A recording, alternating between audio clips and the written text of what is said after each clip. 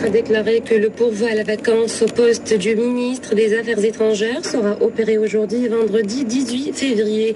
Par ailleurs, l'amnistie générale sera édictée en fin de semaine afin que tous ceux qui ont été jugés sous l'ancien régime puissent recouvrer leurs droits civiques et politiques et soient réintégrés dans la société tunisienne.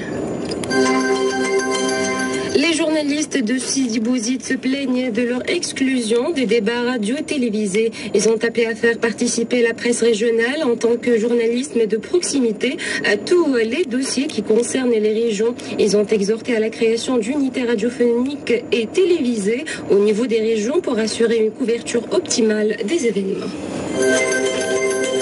Les commerçants de la capitale observeront une grève ouverte à partir de demain, samedi 19 février. Les locaux concernés par la grève se trouvent dans les rues et avenues suivantes: Charles de Gaulle, Jamel Abdel Nasser, Mohamed Ali, rue d'Allemagne et d'Espagne, et les rues limitrophes du marché central, ainsi que la place de la Kasba, Souk Sidi Mahrez, les rues Bellar, Mosquée Zitouna, Souk Le Grana, Souk Ejdid et les marchés de l'ancienne ville et autres. Les commerçants et les professionnels ont appelé à une intervention rapide et immédiate des forces de sécurité et de l'armée pour mettre fin au phénomène de l'installation anarchique et aux menaces et actes de violence qui visent les magasins et les commerçants.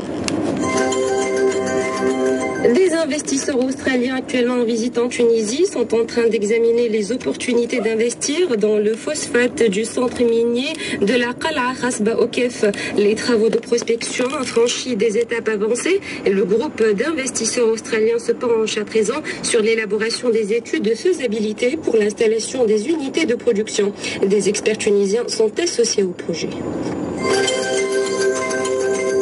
Dans l'actualité internationale, des milliers de chiites ont enterré aujourd'hui dans un climat de tension et de colère leurs morts tués dans la violente répression d'un rassemblement pro-réforme à Manema où des chars et de véhicules blindés de l'armée ont pris place sur certains points stratégiques.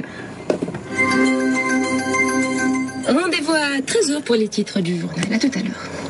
Évidemment, vous aimez vos enfants. Évidemment, même les parents qui en voiture ne les attachent pas toujours à l'arrière sur des trajets courts aiment leurs enfants. Ils ignorent sûrement qu'en cas de choc, leurs enfants seront éjectés de la voiture ou s'écraseront sur le tableau de bord. Tous les ans, trop d'enfants meurent encore parce qu'ils n'ont pas leur ceinture. À l'arrière,